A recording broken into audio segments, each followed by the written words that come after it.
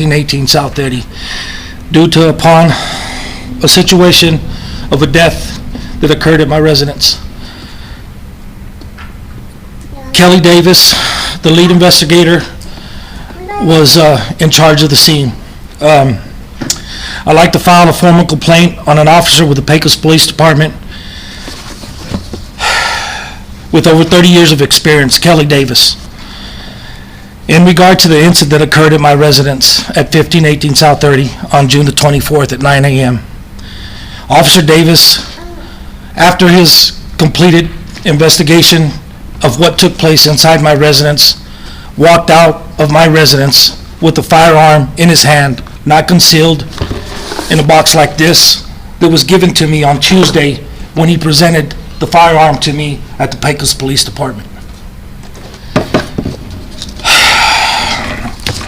He began to address the public, and not at one given point in time did he ever call me inside my residence to let me know of the following procedure and what was going to be happening next. He addressed the public as to what happened inside my residence. And he addressed the public with a firearm in his hand, not concealed. I don't think it's anybody's business or the public's business of what occurred in that residence that day. He was very unprofessional. And on July the 1st, my sister Patricia Abla and myself went to speak with the police chief, Lisa Tarango, to discuss the Kelly Davis handling the scene at my residence. Lisa mentioned that Mr. Davis was out on vacation at the time of our meeting, and upon his return, she would investigate the matter at hand. Contrary to the experience, she said that Mr. Davis was one of the best investigators, and there's anyone that she would want to investigate this, it would be Kelly Davis. She stated that sometimes officers do become numb to sensitive situations because of their day-to-day work in the field. In my opinion, with his 30 years of experience, his training, the protocol, the upcoming new people in the Pecos Police Department, he should have known how to address this. He should have known better than walk out of my residence with that firearm in his hand displayed, twirling it on his finger, like he was making fun of the situation. I don't care how Mr. Davis feels that his badge of authority, his presence at the Pecos Police Department, his tenure there, you have to follow protocol. And that is not what he's trained for. And that's not how he was trained. And as I followed him to his vehicle, he was looking for a plate, a box, a bag to put the weapon in. He walked out in front of my residence with it, with everybody there. Overall, as a veteran, Kelly Davis is a veteran of the Pecos Police Department for over 30 years of experience. And for Ms. Tarango to say he's the best investigator, as Ms. Tarango mentioned, she would handle it, and the scene and the evidence is more appropriate and professional way to make sure that everything was protected. He didn't walk out of that house with my son's phone, nothing. He didn't have gloves. He didn't have anything to cover it. He went out in the public and announced that it could have been a potential homicide or suicide. And I don't think that was any of the public's business until I addressed him and said, "Sir, I need to see you inside my residence." And I asked for 2 other police officers to follow me in there so that I could have witnesses to the conversation that I had with him. At no one time did he ever apologize. It was very unprofessional. And if this is what the best that Ms. Tarango has, then I believe they need to reevaluate his position. I don't need a sorry for Mr. Davis. Sorry's not going to change my status. It's not going to change anything that happened that day. I would like to see that this not happen again in the near future. And if he's setting the example for the police officers that are upcoming to protect us, he's not a very good example. Also, in my last closing, when he handed me this box on Tuesday, his last words to me were, "That gun in this box is a good gun." I didn't ask him for his damn opinion. I didn't ask him to tell me. I asked him for a complete investigation of the finalized, because he called me to notify me that the weapon was ready to be picked up. I asked him, he said that it would be another 10 days before I got the finalized report. Why would you call me to tell me that the report and the investigation was final and can't provide me with a finalized report? He then said that they were short-staffed. That's not my problem. This is an ongoing thing with our police department. I know that they're in hot water for previous things, but the buck needs to stop. Will something happen? I don't know. But what I do know is I'm coming to you and telling you what's not right and what he did was wrong. And because he has the authority and the years of experience and what he holds is wrong. And he is completely wrong. You never become numb to a human being or a situation. You're trained to be a professional, and you're trained in that manner to handle situations, and every situation is different. And you handle it accordingly to the situation. And if that's what Mr. Arango has the best, then he shouldn't be there. Thank you.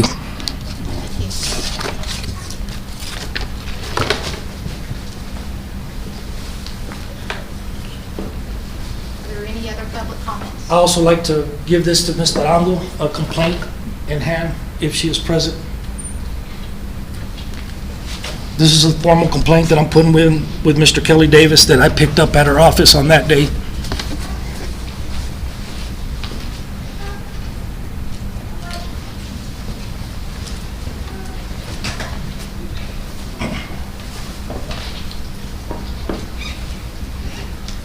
We will go on to our consent agenda. Approve the minutes of the August 8th regular city council meeting. Approve the minutes of the August 15th special city council meeting. Review the expenditure report. Review the PEDC second quarter report.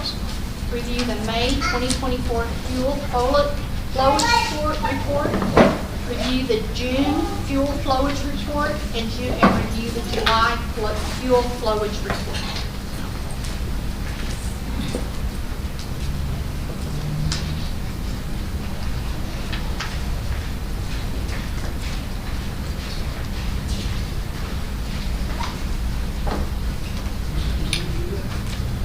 Anyone have any questions?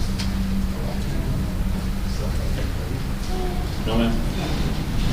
I'll make a motion to approve the consent agenda as presented. Second. I have a motion from Councilwoman Seals, a second from Councilman Arona to approve the consent agenda. All those in favor say aye. Aye. Any opposed? Let the record show the motion carries. We'll go on to item F1, presentation of the U.S. Export Assistance Center under the U.S. Department of Commerce. Myra J. Knapp. Yes, close. Getting there. Yes.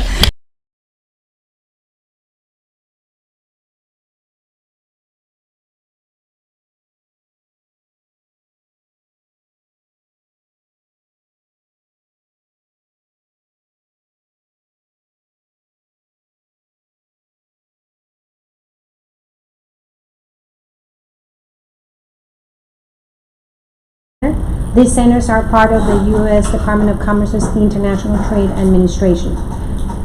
We recently opened an office in Midland, Texas to serve the West Texas territory. Our agency has an important mission to help U.S. companies make sales in international markets and grow their business through exporting. Whether the companies are internationally experienced or brand new to exports, we have solutions to help them. As a government agency with global presence, we can open doors in global markets that nobody else can. Strategically located in 106 U.S. locations and about 130 foreign locations in strategic markets in 80 plus countries, our global network of trade and investment professionals are very well positioned to help U.S. companies succeed internationally. Texas is a export powerhouse. In 2023, Texas exported $444 billion, most of it coming out of the Houston port. Texas has been ranked for the last 20 years in the nation #1. We don't want to lose momentum nor ranking, that's why we're here to support West Texas and continue with the same export trend. Our office is located at the Center for Economic Diversification at the SIG building by UTPB, 1310 North FM 1788.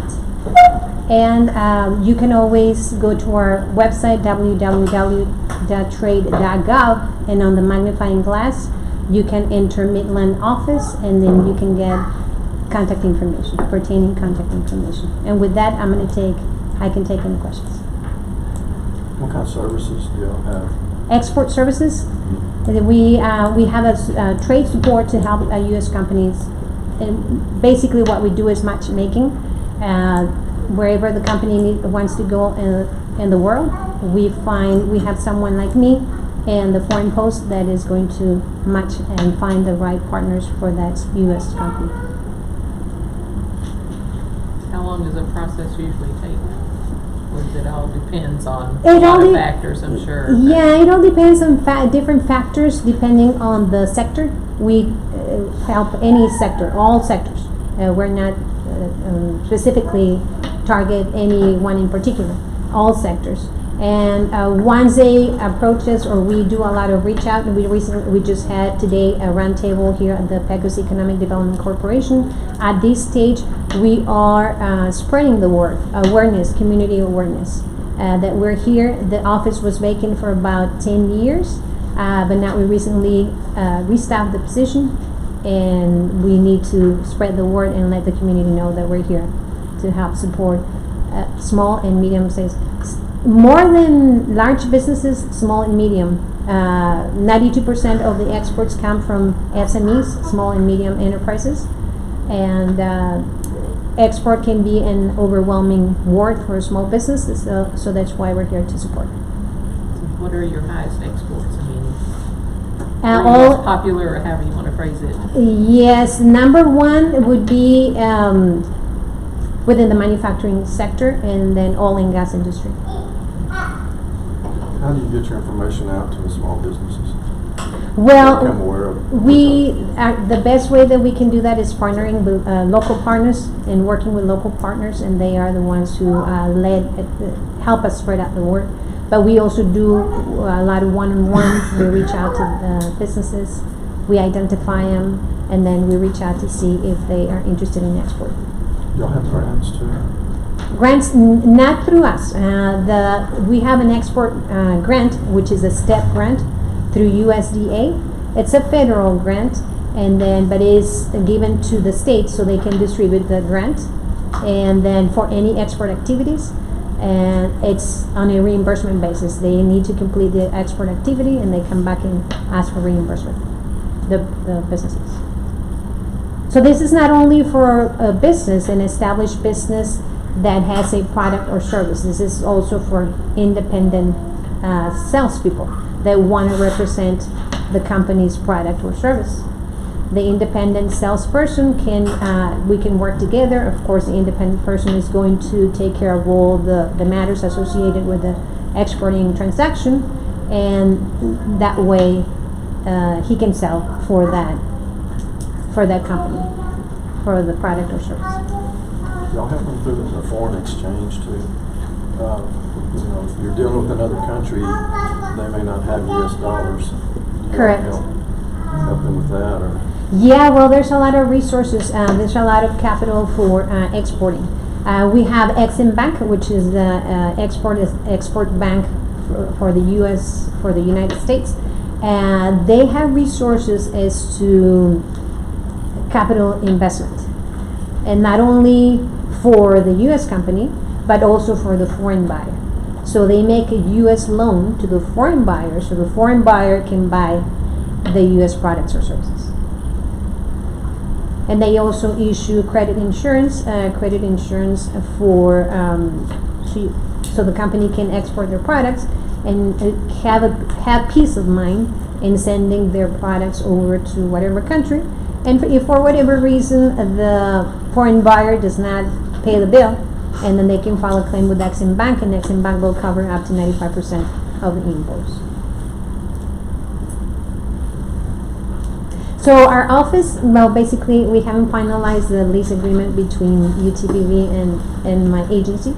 But we'll be located there at the SIG building.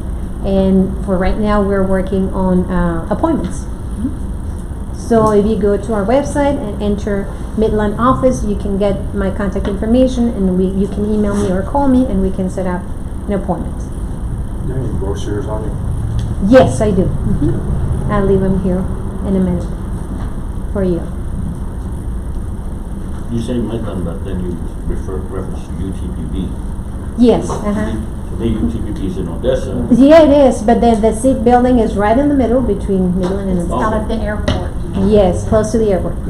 Correct. Gotcha. So it's actually in Midland. Right. Midland County. Yes. Well, thank you very much for your time. I appreciate it. I hope you enjoy the rest of your evening. Thank you. Thank you, ma'am. Okay, we're going to scramble our agenda. We are going to F3, presentation on the last spin project, campus benches at municipal parks, Edward De Leon, marketing and communications coordinator, and Mary Carmen Wood, executive assistant to the community services. Mayor and Council. Edward DeLeon, Marketing Communications Coordinator. Mary Carmen Wood, Executive Assistant to the Director of Community Services. And we have something special for you guys and for the rest of everyone that's here. We have a video. It's a short video, but it's a really neat video, and I'm going to go ahead and go through that right now. I hope you guys enjoy this.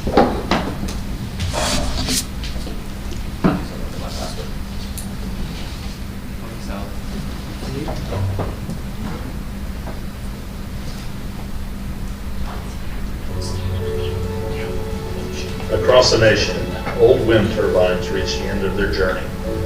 Once powerful symbols of renewable energy, they are retired and set aside. But what if their story didn't end there?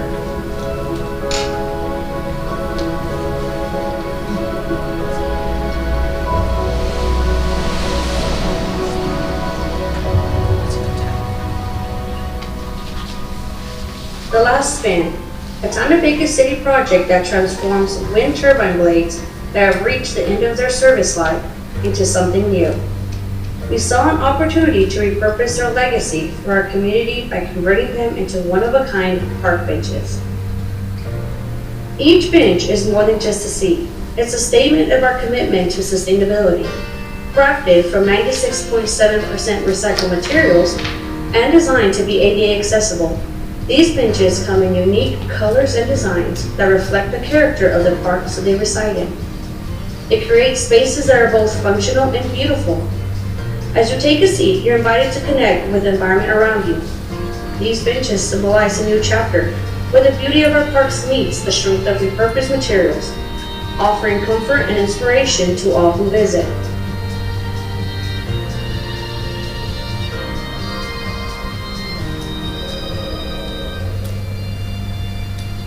And there's an extra feature that makes these benches truly special.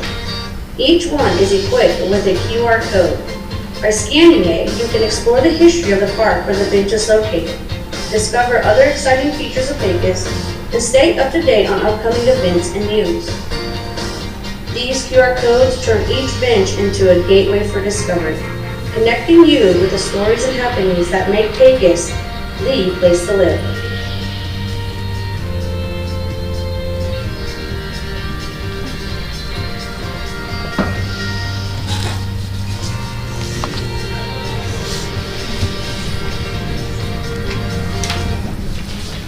Any questions for us? Good job. Carol, do you have any questions? I like to see this in our Facebook page and our webpage. Yep. You know, so when people are searching for places to go, they can see something like this. Yep. And that's where it's going. It's going on Facebook, all our social media, our websites, our app. We just finished the video not too long ago, for being honest. It took a little bit of more editing than we expected, but it came out great. And yeah, we'll be posting it and just to show off our new benches. They're awesome. They're great. Yes, ma'am. Maybe we need a second scavenger hunt in town. Yeah, That's right. Yeah, that's part so of. that's the plan. We purchased 5 and 5 were donated, and so with this QR code, we have the software we have the rights to that portion of the software that we can update those QR codes as we need them. So as we have events, we can put whatever information we want. we want this to turn into us having these benches around. The ones that you did see are what we call PAR. They're primed and ready. So we worked with the company and we got it designed, but we have some that are blank canvases that we can have, sponsorship opportunities. If a certain company wants to sponsor that bench, they can. And then we would have their information, and when that QR code was scanned, it would have their information. Those are all the programs that we want to incorporate with the benches as we start getting more and more. We set these 4 out, and we still have the other ones coming to the community center, which that one, when you scan the QR code, you'll have all the information for the reservations for the community center and anything that's going on there. Are we the first in West Texas? No. They have some sweet water. Sweetwater. There's There's a yard of blades, yeah. There's a lot of yards. But yes. West of Midland and Odessa. Yes. More than We are likely. the first ones to have these here. And, sometimes it's hard to sell an idea, and I think once you see it, you're out there, you're sitting on it's kind of transforming. Yeah. And so I think people would enjoy more now that they know. And if you've ever been underneath one of these towers, I'm sorry? if you've ever been underneath one of these towers, it's an awesome feeling. It is. I've had the good fortune in Fort Stockton of going to Hayward Mountain and Hayward Ranch, and to see them and stand underneath them and hear them, amazing. Yeah, they're massive. But Holly brought this to Hot Board, Yes, ma'am. and that's where I first saw it, and we found out that having Sweetwater. So we made a trip to Sweetwater just so I could see them. Yes. And they are really, really cool, and they have the QR code. And I think the ones we have left are, have the planners. Yes, They have the planner boxes in the them. one that's going to be at the community center, it's called the Beacon Planner, and so that one you'll be able to plan to around it. We try to that one more of a landmark, so have like the address and everything pertaining to the community center. But yes, ma'am. Good job. Thank you. So where is the company based at? Ohio. Ohio. Yes, ma'am. So, so they will contract with all of these companies that and bear with me, I don't know who specifically, but all of them that get retired gets into them. And so different parts of the blade will make certain benches. So they have a selection of different benches, and each bench is made from a particular part of the blade. So they try not to manipulate it as much, so it still kind of holds that, the retired design from the blade. So how many does Sweetwater have, do you know? They have 4, I believe. We found 2 that were down at the courthouse. Well, let's hurry up. But we have 10. And we'll put it out. Okay, we have the most. We have the most in West Texas. Are we planning on adding any more as with all the development coming up and like the cyclone and all that, where museum? Sure. Anything that will draw people to them. Sure. Yes, so that is the plan, to try to possibly go back to HOT and say, look, this is a good marketing tool, being able to have them on the rodeo ground, cyclone, museum, because again, you can put your information on these QR codes. What I like about them is, just like the boots that we have out there, they're colorful. And, being in Pecos in a desert environment, there's not much color, but that looks nice. What I saw, that looks So this looks really first nice. round of benches, we've put them in all of our parks. So that's the idea behind it, is to have people visit all of our parks. And probably do an event, let's say next year in June, hopefully by that point have them all out. Do an event and say, hey, this is what we got going on, try to find all of our benches at all the parks. And that's gonna gear people to visit all of the parks that we have. Pretty awesome. What is the cost? So they varied. The benches varied between $3,500 and $9,500. The benches, depending on which ones we selected. And then the ones that were par, we paid a little extra because we designed them with our company, Edwards Help, to really customize them to that. But we only paid for 5, and 5 were donated. So how much do they weigh? Ooh, they weigh quite a bit. I don't remember top of my head how much they weigh, but you can't just push them over. You planning on involving the school with this, for the school with the Eagle and especially with our new facilities that are being built. I mean, they were just looking nice. Sure.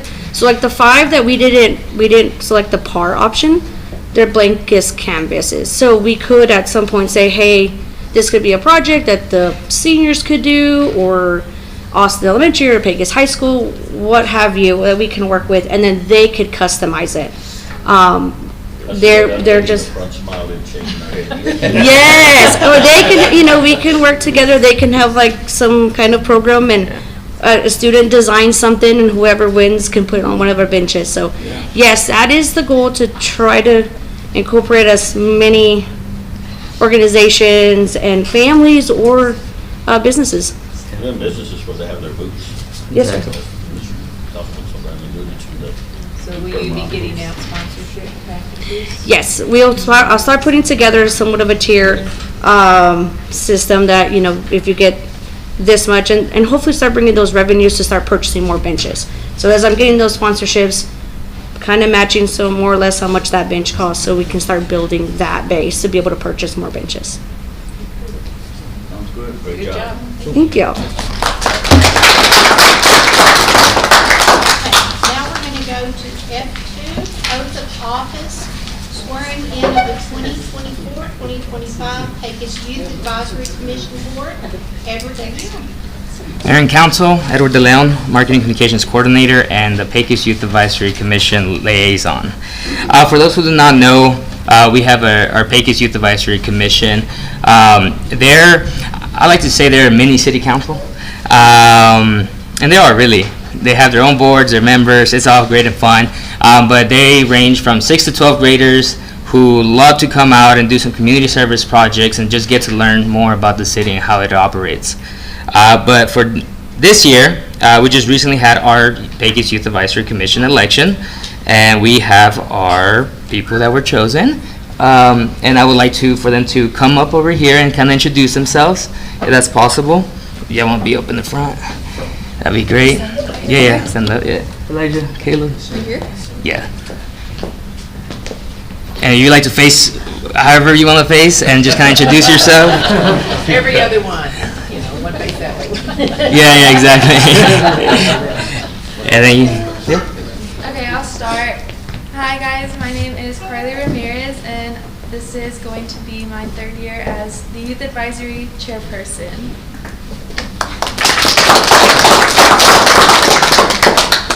My name is Avril Ibarra, and I will be the treasurer this year. This is my 1st year on the board, but I have been a member for 3 years already. So.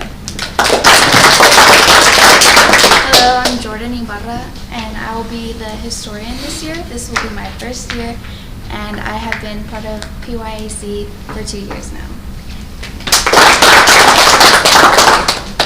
Hi, I'm Caleb Bueno. This is my 1st year as the Youth Commission Secretary and my 2nd year on the, what year? My name is Elijah Contreras. I'm the Vice President for Pecos Youth Commission. I have been Vice President for 2 years now, and I've been part of this group, amazing group, for 4 years. Hi, I'm Charlie Nichols, and this is my 1st year I started in ARMS. And yeah, that's it. now, I'd like to have Ms. Sarah Nichols come up and swear them in.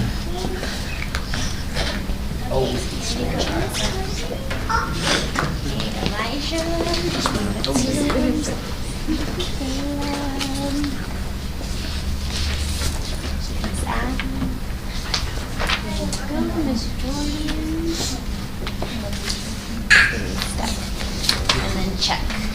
Okay guys, so what I'm going to do is I'm going to ask y'all to raise y'all's right hands, and then I'm going to ask y'all to repeat after me. When I say state your name, state your actual name, Matt. So I state your name. I, Charlie Nichols. Do solemnly swear. Do solemnly swear. That I will faithfully execute the duties of the office of the Pecos Youth Advisory Commission. That I will faithfully execute the duties of the office of the Pecos Youth Advisory Commission. And will of the Town of Pecos City, of the Town of Pecos City, and will to the best of my ability and will to the best of my ability preserve, protect, and defend the bylaws of the Pecos Youth Advisory Commission. preserve, protect, and defend the bylaws of the Pecos Youth Advisory Commission. Okay, congratulations, guys. And if y'all can follow me this way, I'm gonna need y'all to sign those forms. And we'll take pictures. I'll get my files. Oh, did you want to get?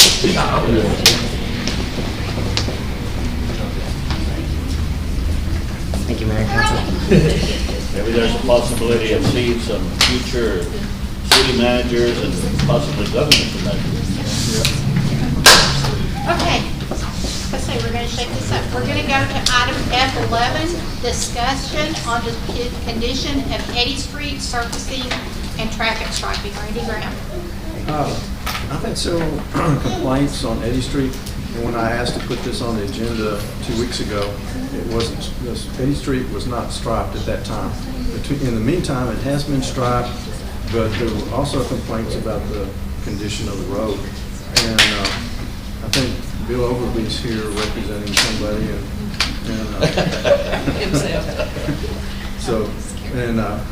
if he could clarify a little bit on what else besides the striping, or if there's something else that needs to be added, additional striping. Bill Oglesby, and sort of representing my wife.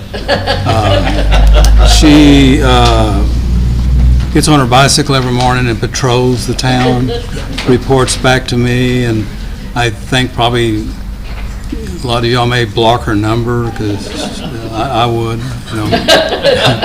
But, you know, I grew up crossing Eddy Street all my life, and lived on Eddy Street when they first redid it. The state redid it and made it 4-lane divided.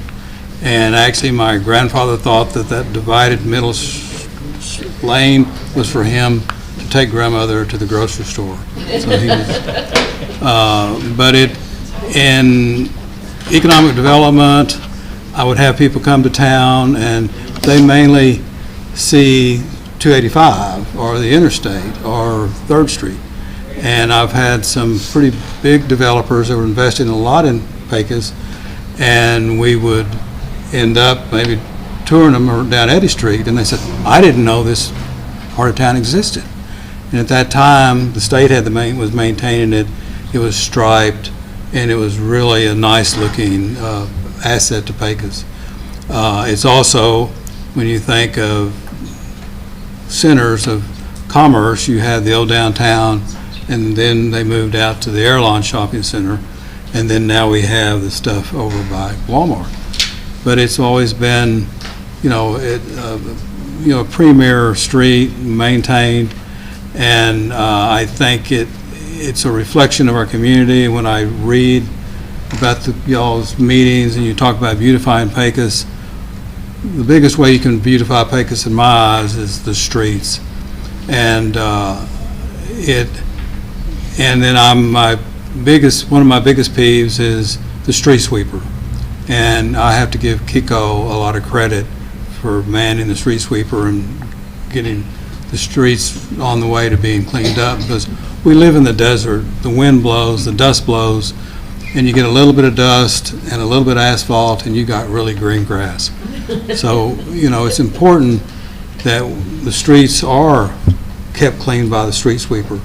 I mean, I grew up with a Jesus and Naya drove that street sweeper, and all the little kids like I was, we all knew Jesus and would wave when he would come down the street. So I think it's important to invest in our streets, and that in the beauty of the town. It really is tied back to the streets. Although I will say I am impressed that the city's very successful in keeping the alleys clean. That was a great project. My dumpsters are never overflowing now. There's things that we're on the right track, but the streets, when we were growing up, you had. So you don't use your neighbors now? You don't throw trash into your neighbors' dumpsters anymore? Well, I mean, I did accidentally burn ours. It's hard for me to admit that. TMI. Yeah. I mean, the fire department was very nice and to me. So, but I just think the street sweepers, we used to have a summer seal program where they would do the seal, and they just did different parts of town maintaining the streets. And it would be nice, I mean, to have some of those projects going again. But I was fortunate that when they were backing up and that machine was going to stripe Eddy Street, I pulled up right behind it. I got to watch it line up. I got to watch them measure it, and I followed it. I tried to take a movie, but then I realized I was filming and driving, and it's a hazard on the street. But the amazing thing to me was that's the right piece of equipment. It didn't take an hour to stripe one way and down the other way, and all of a sudden you had a striped street. And it would be nice if other streets, Stafford, there's other streets in town that would be nice if they were striped. And then I'll go the next step, it would be nice if the state was good. I think we just have it, the year gets by in a hurry, but the school's in session, and the kids across the street have those. So that's all I got to say. Thank y'all very I would much. like to add that his spouse, who does the patrolling, doesn't charge the city anything. No, but it costs me. I'm paid. And just for the record, we do have the seal coating program. Anything else? Okay. So we will go on to item F4, discuss, consider resolution 24-08-01R, a resolution appropriating the amount of $8,888,579 from the contingency fund to McGuire Iron Inc. for the purpose of repairing the water storage tanks. I think we Is should this have a allowed you to sympathy stay in item? your seat. I think we could have allowed you to stay in your seat or sit down. Well, I'm up here now. So I wish I had have known that earlier. Sympathy item, That's why I have the crutches. Okay. This is all an act. That's right. Good afternoon, Mayor and Council. Kelvin Ridgely, Director of Public Works. Probably about 2 months ago, Jose and I noticed some defects pertaining to the tanks and some of the elevated towers. So at that point, we decided to get an assessment, and that's where you have the information that's located in your packet. I requested that information be privy to just the council so that you guys can see that information and make an informed decision based on the information that is provided. Also, I invited Ms. Roxana Bagwell from the McGuire Company, who, if this item is approved, her organization will be doing the work. So I'll bring her up too in case you guys have any questions for myself or her. Please. I'll let you introduce yourself.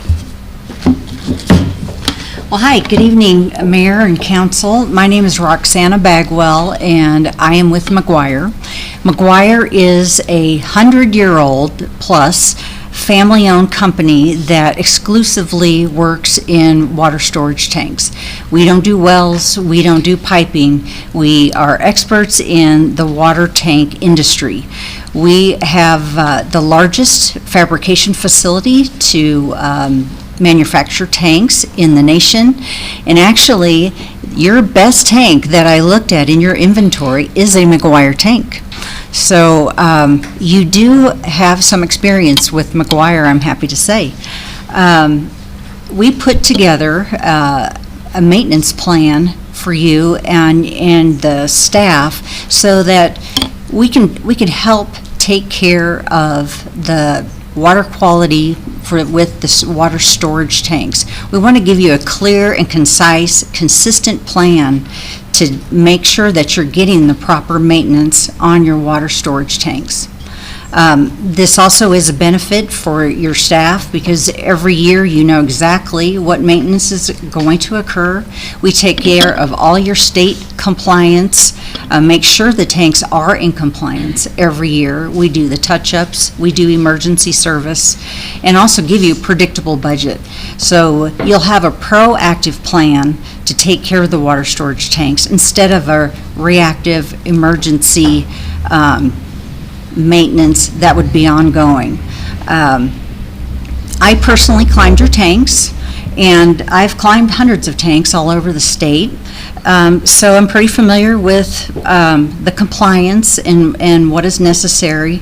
And I showed the photos to your staff, and I think we all were in agreement with the recommendations that were made. So we would like to work with you. I think we can make sure that these tanks stay in great shape. You have some very expensive assets. You have good assets here. The welded steel tanks are meant to last indefinitely if they are maintained, and that comes from the AWWA M42 manual, which is what we all look at for water tanks. So I'd be happy to answer any questions. Or American Water Works Association. And it's a nationwide organization, and actually that's where I met Jose, is at the annual convention, Texas Water. Have we had a maintenance program? We do not, Randy. This would be implementing a brand-new maintenance program. And the thing about the number that you're seeing presented here is this number is actually going to be, it's going to span multiple years. Roxanne, I don't remember if it's 5 years or 7 years. It's 10 years. 10 years. It's 10 years. This amount that you're looking at is a maintenance plan to cover the 10-year period. And there's some, and it's not, I wish I could tell you that it's going to be a flat line, but it's not, because there's some tanks that we have that need immediate attention to it. So that's going to mean we have a larger cost this next year. It drops, and then it goes to the third year is going to be high because we have some tanks that need to be addressed, and then it kind of normalizes. But what this would allow us to do is to stabilize and be able to budget exactly what our tank maintenance piece is to maintain and keep these tanks in proper working condition, and make sure that they last the indefinite's not, that's a different term, but get some usage out of it. We have a couple of tanks that need the immediate repair. One of them isn't that old, but we had our system several years ago that wasn't working properly, and we overfilled it, so what did it do? It ballooned the top of the tank. That tank is no longer structurally sound, and that's one of the ones that we're going to have to look at to get it to where it's going to be flat again, and then maintain. We now have control systems in place to alleviate that happening again. It's just, we didn't do a good job maintaining these, and you look at them, if we get this maintenance plan that lasts 10 years for this, it's a lot of money, but over 10 years, it's not that much money. It's controllable, but it will extend the life of our water tanks, make sure that we have quality drinking water, and make sure that they're functioning properly, and make sure that they look good, because this package also includes making sure that they're painted as often as they need to, so that the appearance is good. And many of us know, especially the council, that sometimes you could have an ugly water tank and people don't like it. It could be crappy inside or it could be perfect inside, but if it's ugly on the outside, it's a bad water tank. So this would alleviate that and give us the opportunity to give our citizens something that's high quality at, I feel, a great price.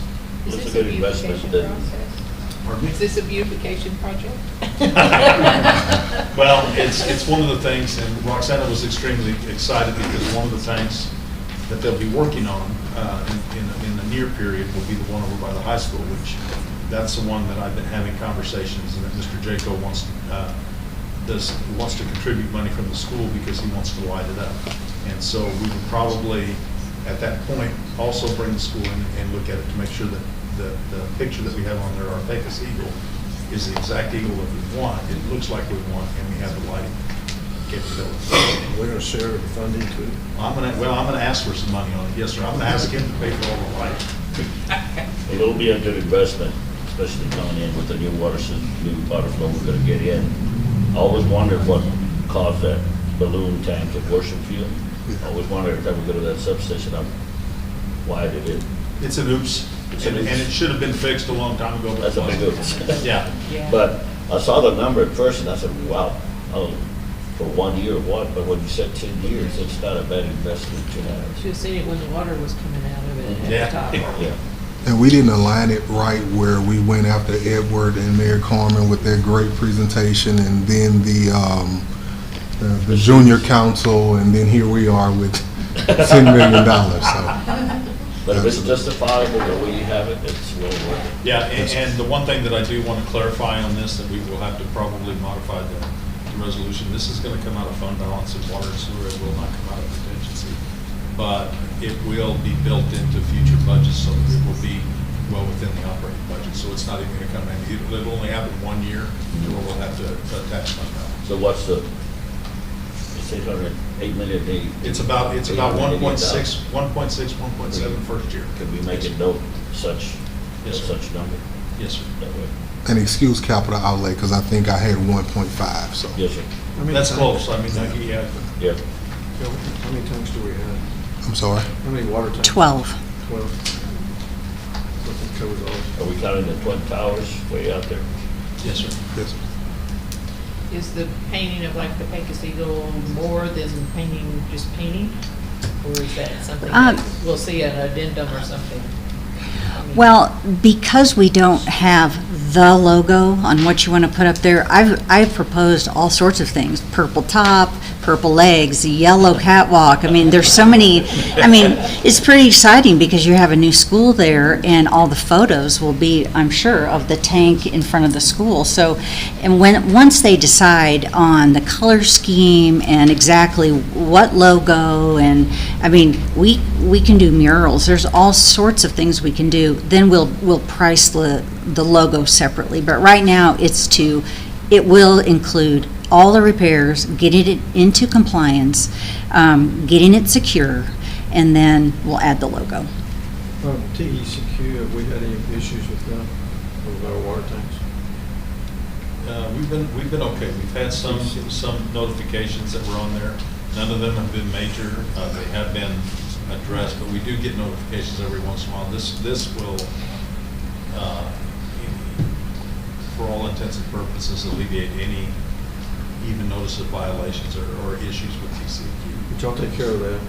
So when TCEQ actually does a site visit and they look at the reports and sometimes they will go out and look at the tanks. They typically aren't climbing the tanks, they're looking at pictures. If they find a violation and they know that you're under contract, they just say, make sure this is done the next time they come. So it will avoid fining. Are you taking into account that we're going to get from the county, like the president? We have not, but we will have to add that on. But right now, those tanks seem to be functional and operational, so they would be built into this plan over the period of 10 years. I thought about that when Ms. Seals asked about an amendment. I thought about those 2 tanks, but I wasn't going to bring it up. Is this something we have to go out for bid for or anything? We do not do it because of their is it by board or it's? We're on TIBS, but TIBS. it's also, when you spread costs like that, it's considered professional service. And McGuire is a registered engineer in Texas. So that's the way that we procure this type of plan all over the state. And it's allowed through TIPS that way. I did look at that because, yeah. So do we have to, in the motion, add to be extended within the next 10 years? Is all the time? You can modify that however you want it, that it is a 10-year agreement, yes, sir. But right now, it's just to include 12 tanks, not any additional. That's correct, yes, ma'am. But would that increase or do you have any idea? You know, we put this plan together based on the current conditions. And so you have a couple tanks that are beautiful. The McGuire tank is beautiful. All it needs is just to be maintained. So depending on the conditions, again, we would follow the same process. We would do the mill readings, the adhesion test, and see what the conditions are, and then fit them into the program when they need to be painted, or if they need to have repairs, then we would fit them in and we would add that, however that works out for Charles. And per the county, those 2 tanks are in fairly decent condition right now. Of course they're gonna tell you that. And we'd be happy to look. We'd be happy to look. Right now. Right. Yeah. Well, they hadn't officially handed them over to us. Right.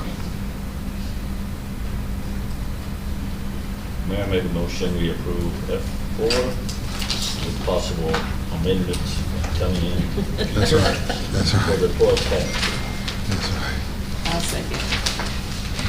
Have a motion from Councilman Arona, a second from Councilwoman Seals, to approve item F4 as amended.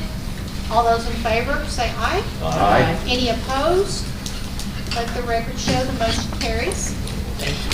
Thank you. Thank you. Appreciate y'all. Thank you. We'll go to item F5, discuss, consider resolution 24-08-02R to authorize and provide for the incurrence of indebtedness for the purpose of providing a portion of the cost of requiring constructing, enlarging, improving, and extending its potable water resources, a new water source project. It's a mouthful. It is. Mayor and council, in your packet, you're going to see the loan resolution attached in there. This is a resolution that is required for our new water sourcing project, the bringing in the new waters from the south end of town into the city. This is a $43,491,000 project. What this resolution is acknowledging is that the USDA, we're going to be getting a loan from the USDA in the amount of $24,750,000, and we're also going to be getting from them a grant in the amount of $15,732,000. And this is a loan. I mean, and this resolution is acknowledging both of those numbers.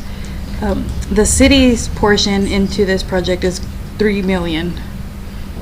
That's what we'll pay. That'll be the city's portion. But if y'all have any questions. The motion we approve 2408-02R. Second. We have a motion from Councilman Graham, a second from Councilman Saldana to approve item F5 as presented. All those in favor say aye. Aye. Any opposed? Let the record show the motion carries. Thank you. She was all braced for a whole bunch of questions. I was ready.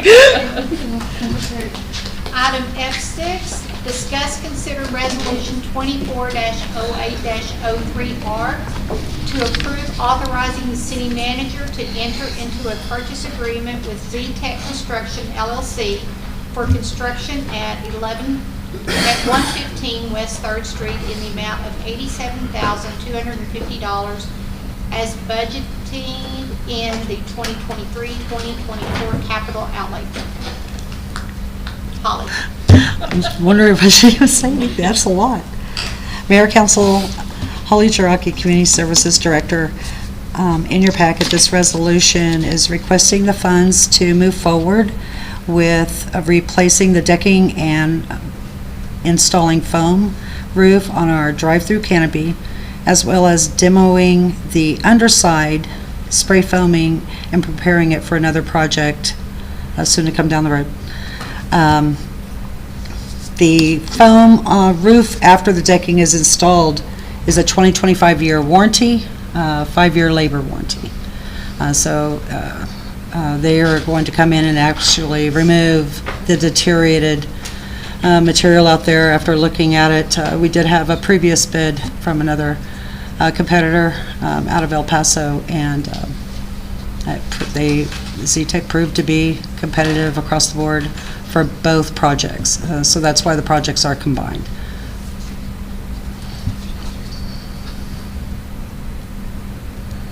So what kind of roof was up there that they're going to have to take off? That roof, the current roof up there is a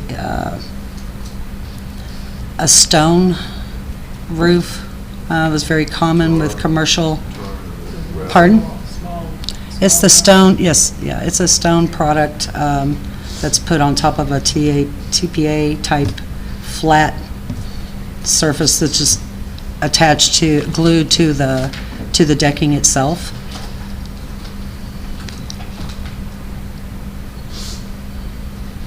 And this is for the drive-through back here, right? This is the drive-through canopy, yes. I believe installed back in the 80s. Everything else, with the exception of some of the infrastructure on the underside, as well as the decking for the most part on the upside, is structurally sound.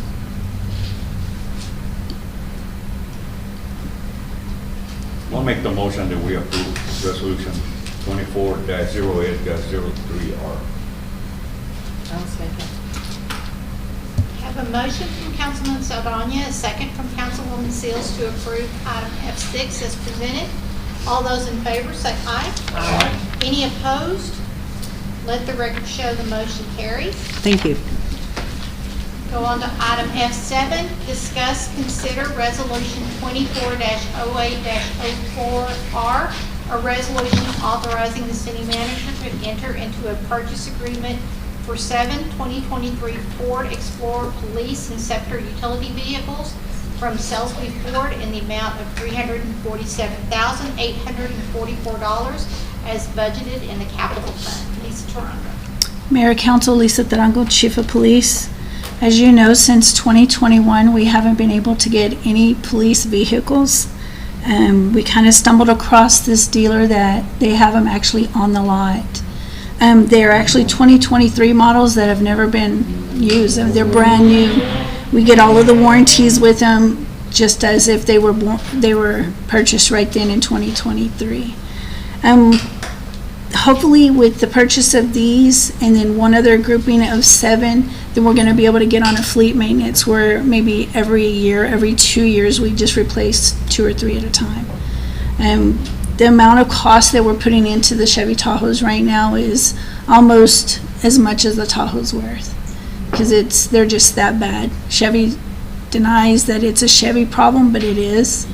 And so we continue to just have issues. So we're having to deadline some of these Tahoes. We're going to take this moment to kind of follow our strategic plan as well, where we're putting in new equipment, but also going to brand the equipment for Pecos.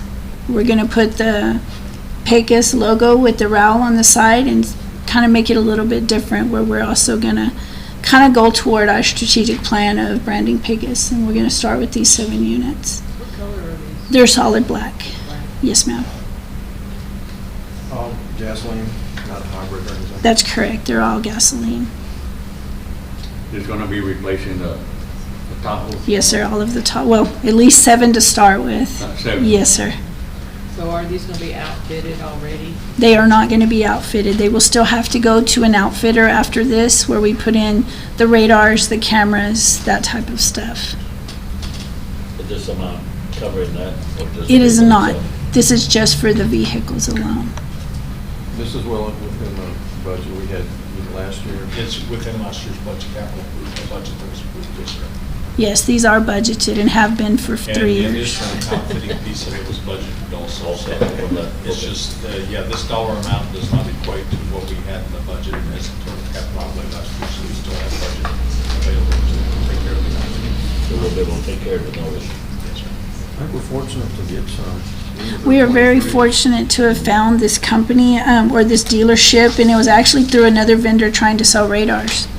And they gave us a specific person and a specific name is how we were able to locate these vehicles. So meeting with they're trying to get 7 vehicles and pickups, and it's gonna be a year wait. Oh, yes, sir. The next batch, I think we can order and we may get them in December or January. And so they're not even made yet.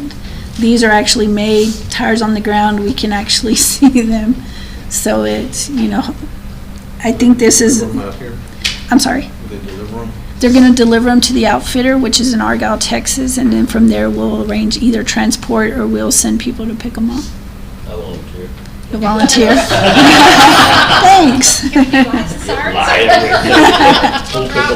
everything. Yes. Can I get some handcuffs? For Randy. It'll be my backpack. There you go. I'll make a motion to approve resolution number 24-08-04R as presented. Second. Okay, we have a motion from Councilwoman Seals, a second from Councilman Graham, to approve item F7 as presented. All those in favor say aye. Aye. Any opposed? Let the Thank you. record show the motion carries. Thank you, Lisa. Go to item F8, discuss ordinance 20-05-01, an ordinance which established guidelines for intermodal shipping containers. Cindy Fuentes. Mayor and Council, Cindy Fuentes, Director of Permits. Bringing back our intermodal container ordinance per request of you guys on the last meeting that we had. You guys tabled it and asked that we bring it back. And I just want to start off by saying that our motto is Pecos Proud, and we're working right now on our strategic plan to help improve the aesthetics of our town, our main entrances and all the main thoroughfares. So we want to continue to beautify it. And I know that you guys were asking to see if we could allow them in C1 or C2. And we have a few concerns. We feel that if we do allow them in C1 or C2, it's going to clutter our main entrances. It's going to make it look industrialized. But again, it's really up to you guys with what you want. I know that was the concern that you guys wanted, to see if we can allow them in C1 and C2.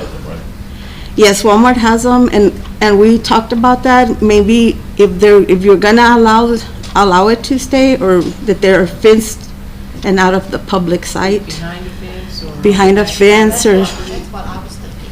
And then I know we have residences, have household residences that have them, and can we require those to be painted and behind a fence also? I'm not sure that we can require the condition of them, but they are allowed, but they're referred to the IBC International Building Code, but it refers it to commercial code. If we allow them, they need to meet the IBC specifications. Of course, they need to meet the setbacks, our fire code.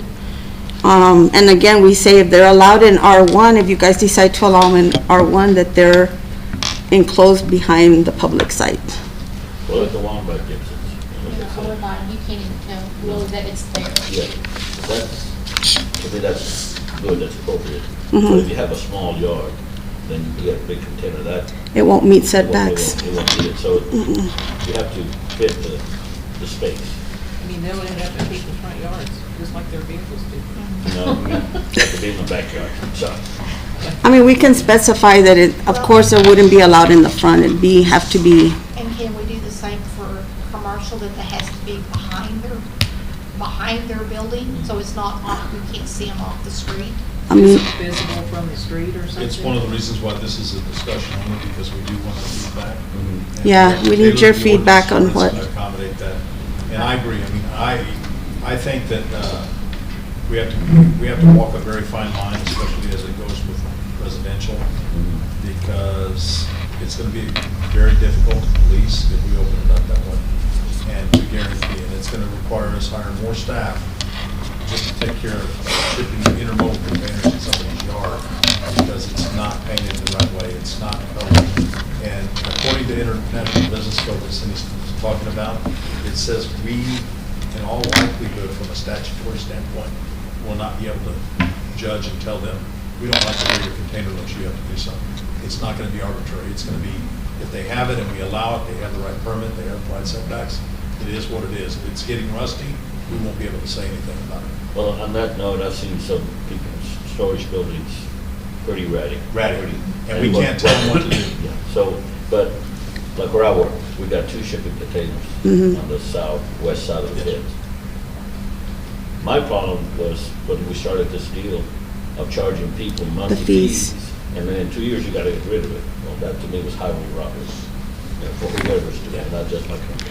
Yeah, and I think the initial thought I remember when we discussed this, the initial thought was it would be a temporary use to allow them to, give them time to expand, like for Walmart to expand and make it bigger, instead of using them for storage. That was the intent, that's why there was the fee and the renewals for every 6 months and, Walmart's kind of landlocked. yeah. Yeah, so they can't do anything It's supposed to about be a it. somewhat temporary Mhm. situation and not a Permanent situation. 10, 20, 30 years down the road. Absolutely, and that's one of the reasons why Cindy didn't put this as a discuss, consider. She wants input from it because we are gonna have to modify it, because we need to make it where it's exactly what we want so that we can treat every situation exactly the same way. Because historically, and she's had to deal with it in a lot of instances where you've had former supervisors or former city managers that have allowed for variances, allowed for issues that isn't treating everything the same. And I think, from our perspective, in order to give Cindy at least the backup that we need, we have to give her something that has teeth in it to where she says, it's not allowed. It is allowed. And it's not waiting, okay, well, let's see if the city manager wants to come fix this, or let's see if the public works director wants to give a specific variance. That's where we start getting muddy water. We've had a lot of that. I've seen since I've got here. I've seen some things where we're not treating everybody the same. It makes our life only more difficult. It makes the responses that you all get more difficult.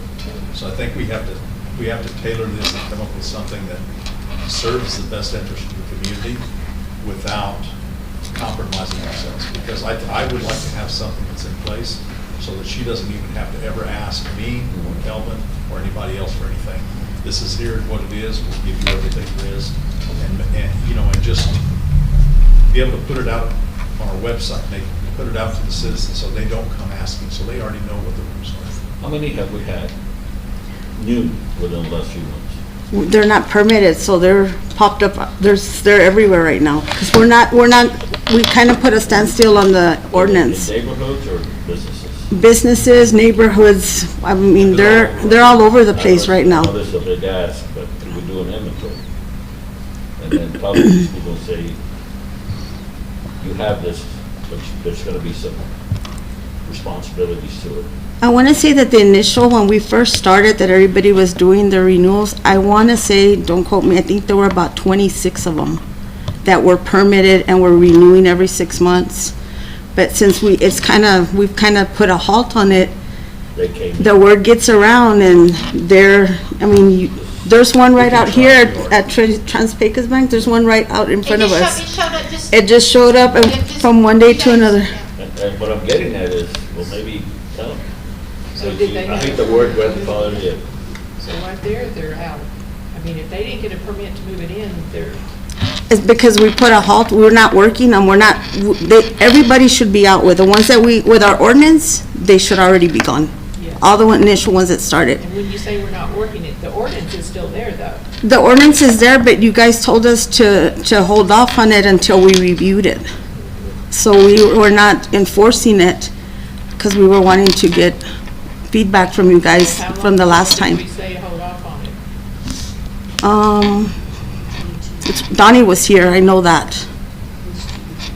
And then we brought it back up recently because we were doing our master fee schedule. And we brought it back to you guys because it was, I remember when Donnie was here that you guys told us that we're Trying to gonna, figure out how we're gonna Yes. enforce the ones that have showed up without a permit. the new ones. I mean, we can enforce them and get code out there to get them to be removed. Or with whatever you guys tell us, if you want them to be allowed, or what are we gonna do? Are we gonna have the charges? Are we gonna permit them or? What was the charge What's that? 250, 250 per container. They were allowed to, they would do it every 6 months up to 2 years. And then they would have to get removed. I would Is like what, to see it not be, residential couldn't have it, not residential? not residential. And if they have appropriate place to put them on a commercial, you know, whether it be on the side or visible, it really, to me, it doesn't matter. You know, if they're in good shape, good condition, painted. But we can't tell them, we can't tell them the condition. Yes. Your definition and mine and hers are totally different. It doesn't look like Art's car. So, I'm sorry. Anyway, no, it's, you know, is it painted, you know, is it paint chipped, is it dirty looking? Well, we have to have something, but I'd like to see commercial be able to, well, like, you look at the businesses on downtown, they don't have room to put them. Even in the alley or the back, in front. Oh, that's not allowed either. It's not in the alley. It's not allowed in the alley. We have to be careful because if we start allowing, pretty soon you're gonna see them stacked up. They're one gonna be above another, everywhere. You know, like. In our main entrance, that's my concern. I think they should be allowed, I mean, they're allowed by use in industrial. I mean, they can do it without having a Most permit. industrial isn't on any of your major highways. And you got too much commercial on your major highways, and that's your major thoroughfare. That's And that's the impression people are seeing of your community. That's my, our thought as well. 285, we got Walmart and who else? Aaron Scott has one, and then you have Russ Salcido with some, and then, let me think.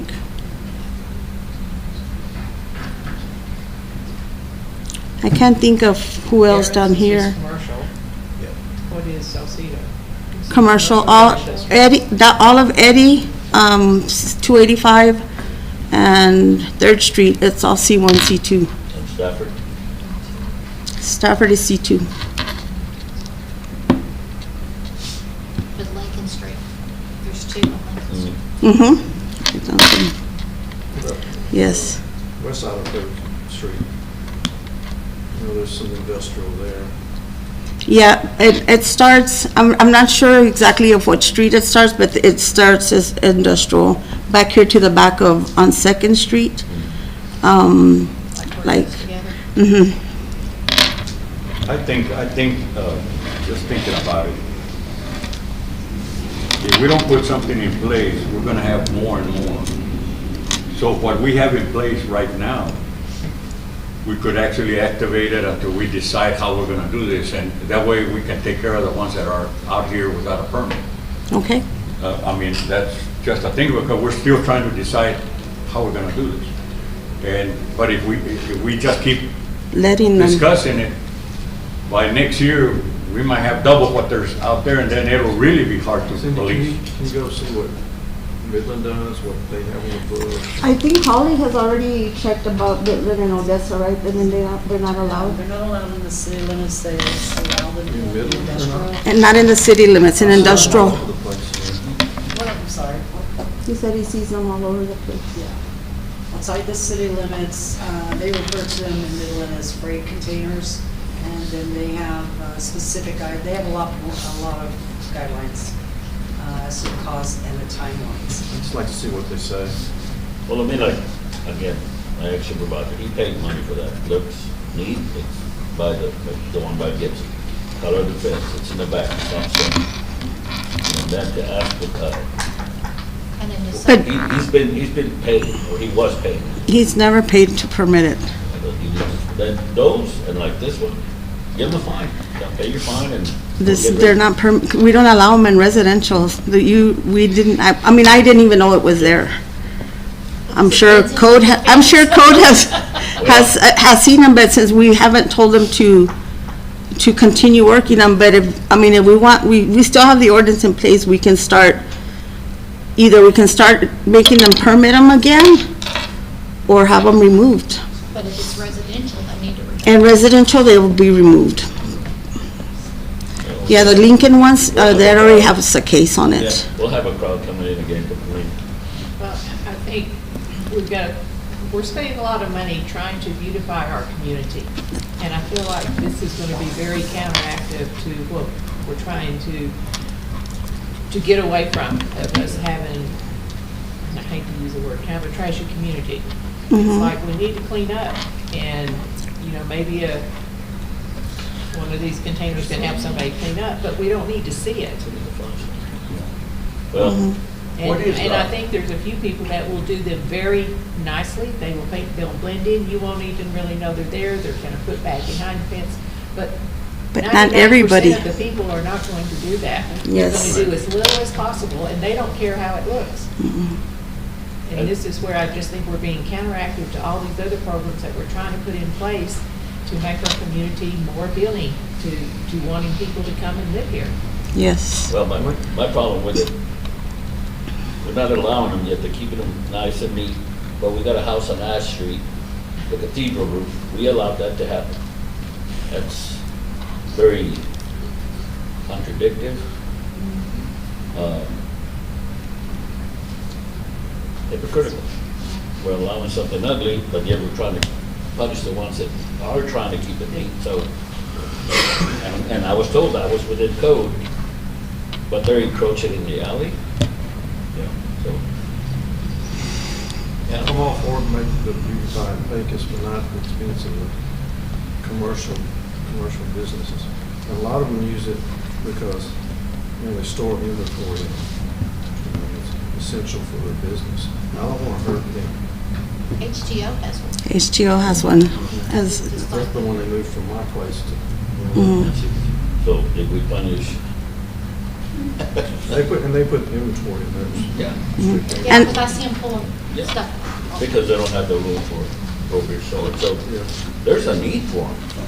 But I don't see why we could not regulate it. Does the state not allow us to? It doesn't allow us, right? Building code doesn't allow us to tell them what they need to look like. It doesn't allow it. Even though we're a home group? No, we can't dictate, as Mr. Lino has said, we can't dictate how you're painting of. What we can do though is we can make requirements of keeping them out of the public view in specific locations. Well, Or all locations for that matter. Well, if you're talking about keeping them out of the public view, then beautification of the town would be the same, I think. So let's say you're on 285, okay, and you want to have 4, and I believe we permit up to 4 at a time. You want to have 4, well, then now they have to, it's like our RV parks. We require opaque fencing to keep them from being visible. The visual of the RV park. And yet we still fail to enforce that rule in certain individuals. West Third Street. Right. And you know, So, we can always start now, though. We can always start now with some type of. Okay, somebody moves one of the residents, and we tell them to move it, they say no. What recourse do we have? Ordinance we have is $200 a day fine. Right, but what if they don't move it, and they're going to pay a fine? Oh, we can go to court, get judgment, execute it. I mean, I don't know that we can go in and move it for them, but we can have a court order it and then. Court order? Do they have any recourse against us if we move it? And they have valuables in there or whatever? I don't think we can just go move it ourselves. Why? You don't think we can move it ourselves? No, I think the court would have to order it, and then the court would have to enforce its own orders. We can't just go self-help ourselves. Because, I mean, I can see the situation, they move it in there, and then they say, well, I don't have the money to move it. They have the money to move it in, but they don't have the money to move it out. well, like Walmart, for example, they're full of supplies. Now you're talking about they have to take the supplies out and get those certain crates out of there. So what do they do with their supplies? Out in the open? Yard sale. That's a lawsuit. This is where, you know, the option of removing it from public view, the option is maybe to consider some type of barrier. Unless fencing around it or whatever. Some type of barrier that blocks it from public view doesn't affect overall beautification efforts that we're trying to make. I mean, they're. Because we have an ordinance of putting a barrier around cars, you know, that just sitting there for a long period of time. So that's, We're talking about public view. We're trying to protect public view, beautify the town, but go drive around the town. We still got a lot that we gotta do to beautify this town and keep it for public view. but we are working on it. But we have to start somewhere. Yes, and we are working on it. We could have started a long time ago, way back there. And now we're here. It's an ugly choice, it's an ugly decision to make. I'm here for recommendations. Y'all tell me what I need to do, and I'm ready to follow whatever. And I mean, I think that there's a place, and if we're gonna do commercial, that we probably have to add some conditions to it. Because I agree with Randy in that we don't wanna inhibit businesses coming in if they have to have it. I think it should be disallowed in residents because They don't have room. most of our properties are not going to have. The Most setbacks. properties in town don't have the adequate setbacks, but we're gonna get people doing it, and then the city's gonna be responsible for going in there and getting it done. And it's gonna cause more bad press for us, because if we go in there, no offense, guys, if we go in there and we start assessing somebody or multiple residences $200 a day, take them to court, that's not gonna look good either. And trying to get it taken care of after the fact is gonna be difficult. You know, we have an ordinance for people parking their cars in the yard. We do, and we're working on that. Okay, so it's already in effect. It's in effect, it's just trying to enforce it, and we've had those discussions as recent as yesterday about code, starting to take a look at that. We're also exploring, because some of these houses, Vanetta was involved in one of them conversations, because it's very difficult when we have a 2 or 3 bedroom house with, we know, 1.5 baths, and we have 8 or 9 cars there. It's just not functional. And it's not a party, it's not. daily, Yeah. there's 8 or 9. Yeah, and Holly's been doing some research and has some information, and so is Heather, about minimum square footage that's required per state law, per building code.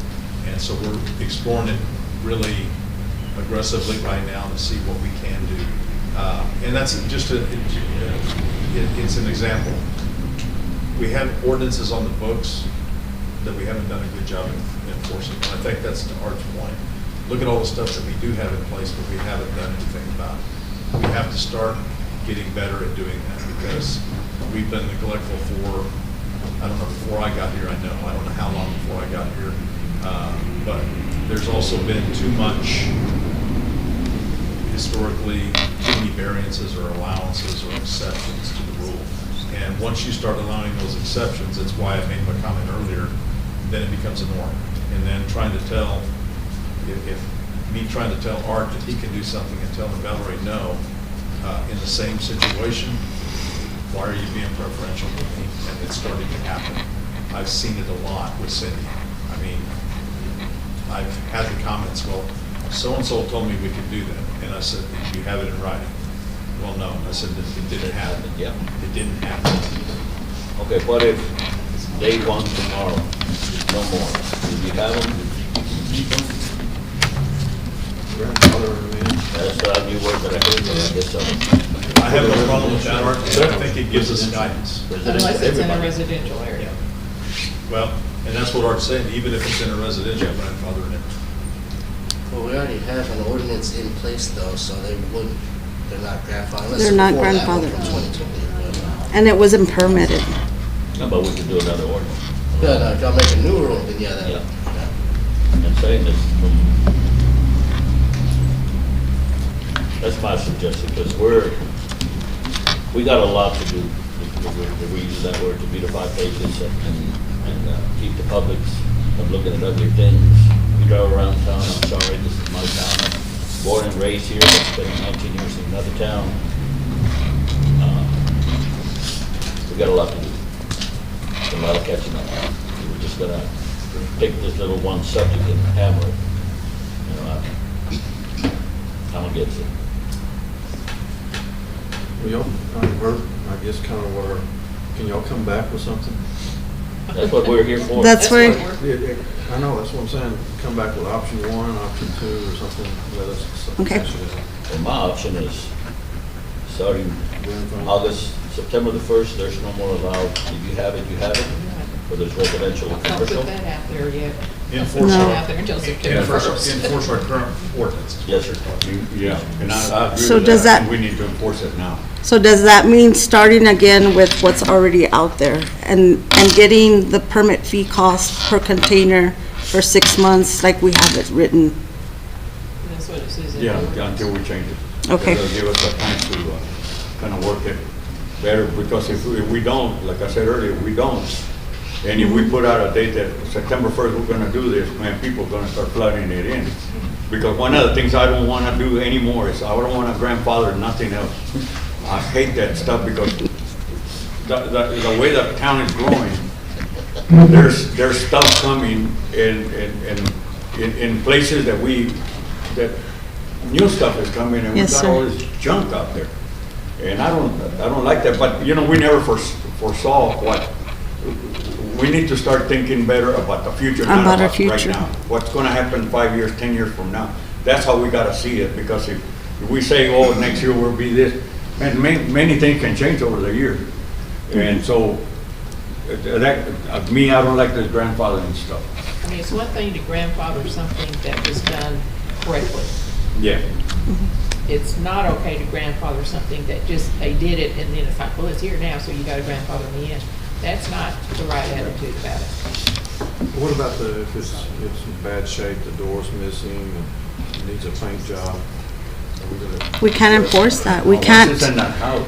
But it's like, and this is where I don't like it, because, It's like regulating someone's front door or garage door. You yeah, can't make them I was replace just it. gonna say that, or their storage building that they have already. You know, it's falling apart, but they don't do nothing.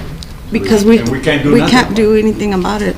But are we saying that if we enforce this again, you permit Walmart every 6 months for 2 years and they have to get rid of their containers? That's my question to you guys. I don't agree with that. Unless you guys take off the sick. They can afford to get something permanent. But they don't have- Walmart does not own that building. Yeah, they can. And the owner doesn't want to bill anymore. And plus they're landlocked. Yeah. And so, I mean, and like HTO has that container out there. They don't have storage. That is their storage. So if we require them to fence it, you don't see it, they still have access to it, I think they leave it. They need to permit it. How tall Because it's are not, those that's not containers? permitted. How tall would a fence have to be? 8 foot tall. 8 to 10 foot, something, somewhere. But then we're gonna make them put a fence, and what if the fence is an eyesore? Is Like, it's uglier how- than the Yeah, storage it's like container. Yes. a And counter. what's our ordinances on the height of the fence too? 8 is the tallest, 8 feet. 8 feet, you can't go any higher. What if they, I mean, we're like going around in circles, I think. Mhm. But I mean, businesses, Walmart has been there since '86 or whatever. They are, I mean, they're technically landlocked. We've tried to get Super Walmart here, bigger building, whatever. They have no more storage. You know how crowded their aisles are. Mhm. So, I mean, are we telling them you can't have storage anymore? I mean, that's, Initially, that was the whole That's kind of intent like what for we're it. telling other businesses, smaller businesses that are coming into town with less resources financially. We tell them, you can't do this here, you can't do that there, maybe here. I mean, why not tell Walmart, hey, look, this is our ordinance. They can afford to come up with other solutions.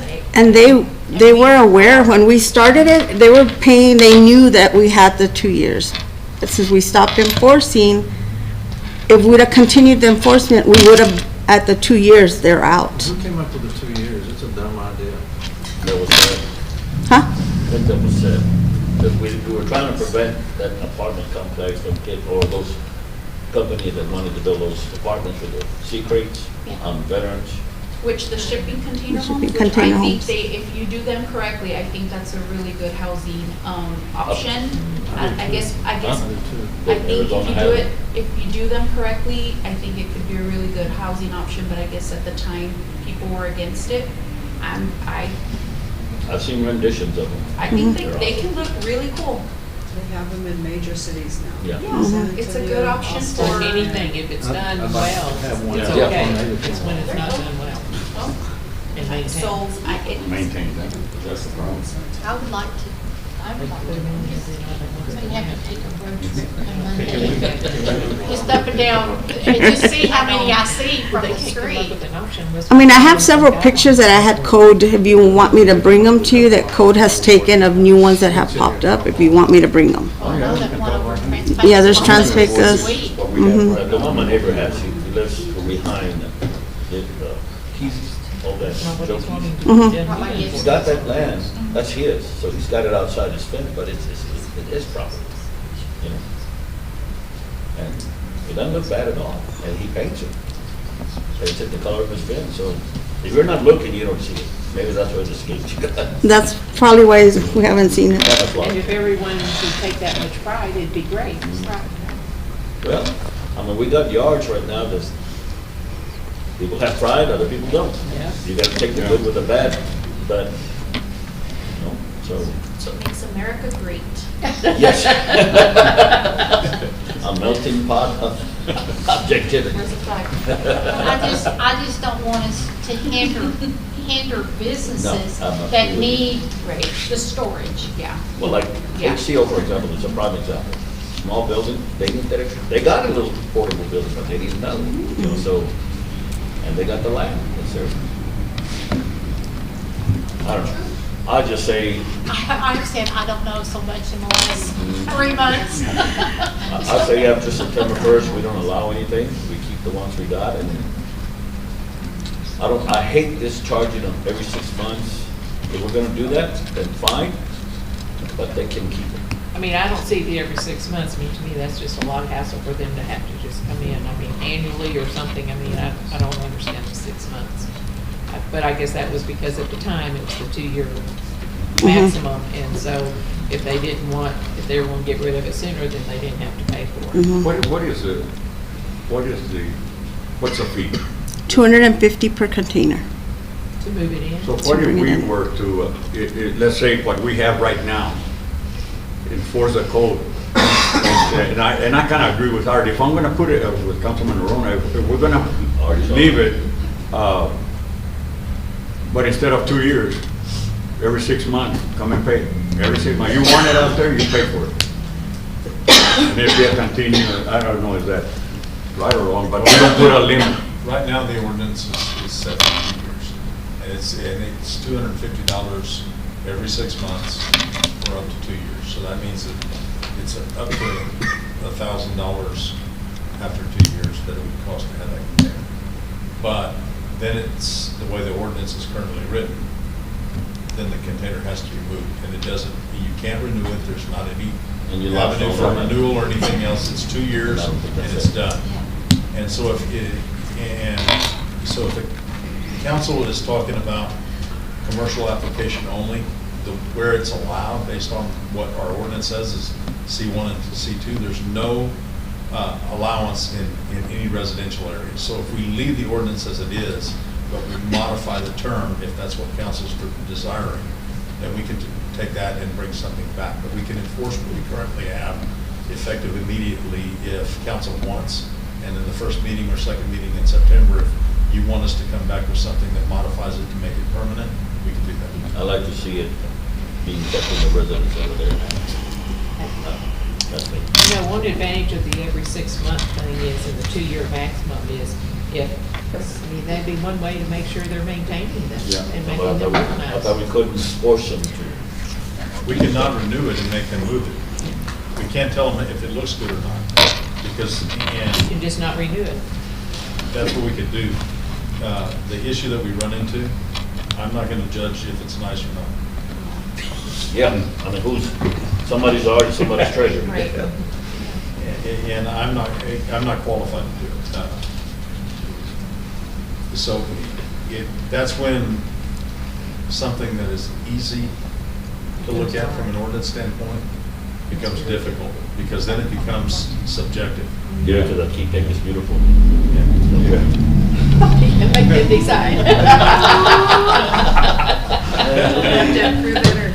They'll build the ones that approve it or not.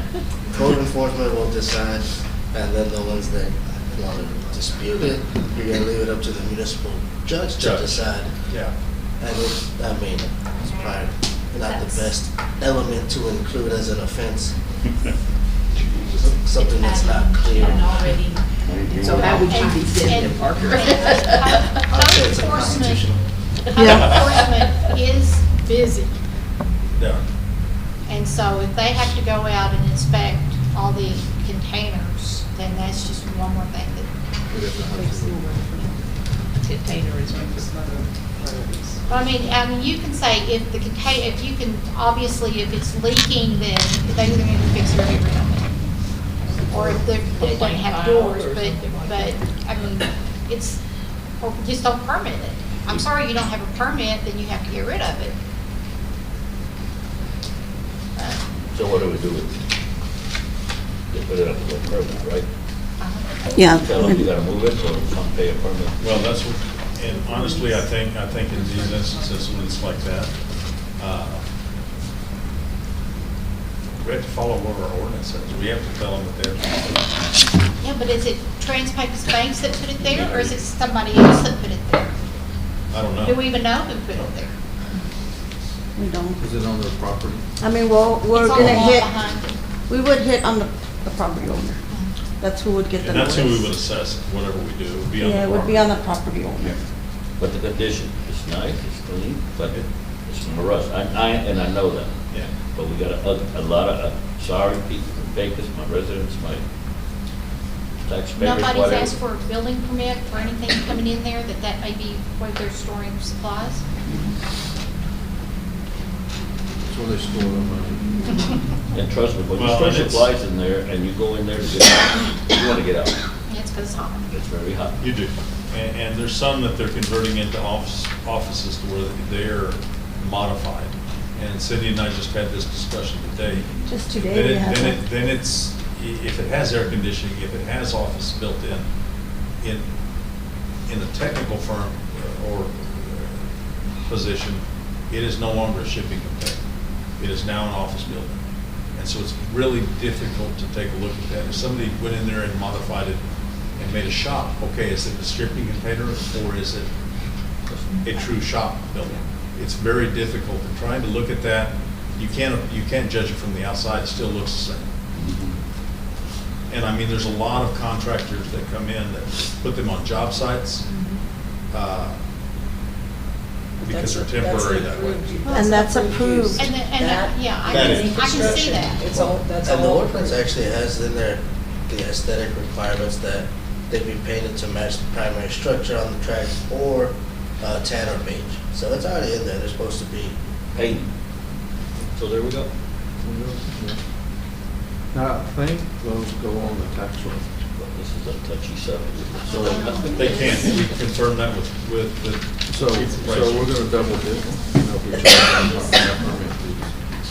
I mean, not monthly, but, yearly, yeah, semi, and we charge them twice. I mean, two different charges. I don't disagree. Who's gonna value it? I was gonna say, who's reporting that to the appraisal district for them to be valued? They do it themselves. Who does it? So we weren't doing them, but what we can do, since I talked to the appraisal district, what we can do if that happens and we start allowing them, that permit will also go to the appraisal district so that they are aware that that's So that's how shipping good we do container. it. But for they go, those but they that go don't- around. Because we already send the building permits, we're required to send them. You're not I want to do that adds to the value of the property over there. So there's, That's how we get property tax. yeah, so we can get property tax. from- They can be taxed, I called in and verified Yeah. that. It's beneficial to us. And to the homeowner Yeah. or property owner. For business, or yeah. business owner.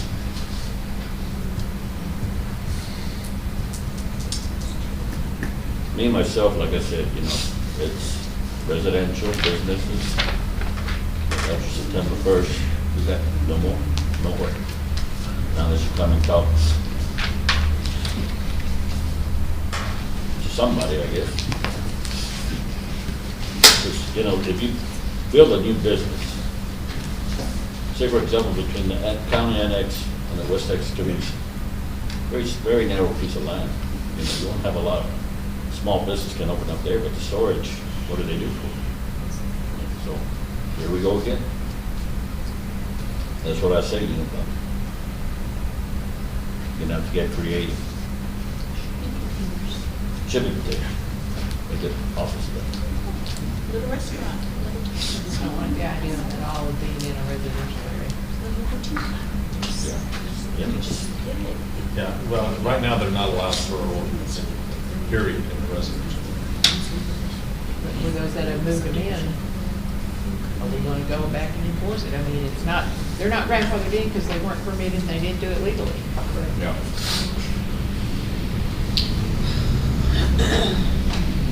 Letting them keep it is rewarding them for doing something illegal. So maybe giving them a deadline to get their permit, do it the correct way up until a certain date, and if they don't, then they, Well, and Are you talking on C2, C1s and 2s, or are you talking residential? the ones that were, what, C1s, they're allowed in C1s, right? Yes, So when they're not C1s, residential. and C2? then they can, Yeah. they can, They're allowed through permitting in C1 and C2 without permit in industrial. They're allowed by use.